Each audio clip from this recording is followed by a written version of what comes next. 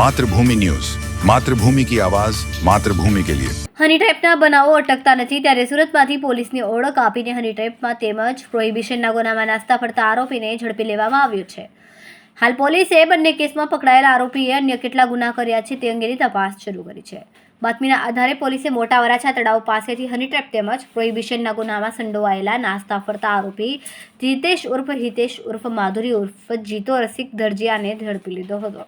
જીતેશ દોઢેક વર્ષથી અમદાવાદ જિલ્લાના ધોલેરામાં વિદેશી દારૂના કેસમાં નાસ્તો ફરતો હતો। જીતેશે 20 દિવસ અગાઉ વિધવા મહિલાઓ સહિતની ટોળકી સાથે મળીને એક વેપારીને ફસાવ્યો હતો। આ વેપારીએ શારીરિક સુખ માણવા બોલાવીને હની ટ્રેપમાં ફસાવાનું કાવતરું રચ્યું હતું। ફ્લેટમાં વેપારીને બોલાવીને પોલીસ તરીકેની ખોટી ઓળખ આપીને પોલીસમાં એફઆઈઆર કરવાની તથા પ્રેસ મીડિયામાં આપી દેવાની ધમકીઓ તથા અપશબ્દો કહ્યા હતા।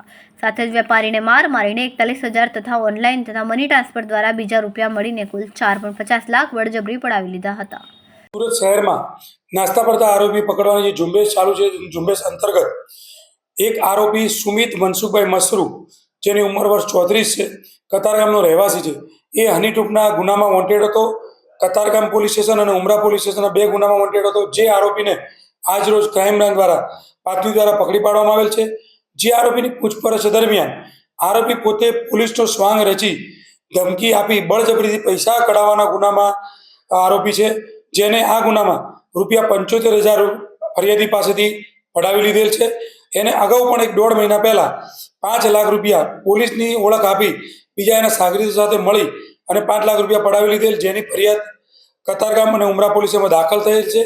આ 2 ગુનામાં વોન્ટેડ આરોપીને આજ રોજ ક્રાઇમ બ્રાન્ચે પકડી લીધેલ છે અને આગળની તપાસ માટે પોલીસ સ્ટેશનને સુપરત કરવામાં આવશે। ખૂબ જ ટૂંકા સમયમાં માતૃભૂમિ ન્યૂઝ ઓટીટી પ્લેટફોર્મ અને મેગા સિટીમાં કેબલ નેટવર્ક સાથે જોડાઈ જશે, તો જોતા રહો માતૃભૂમિ ન્યૂઝ।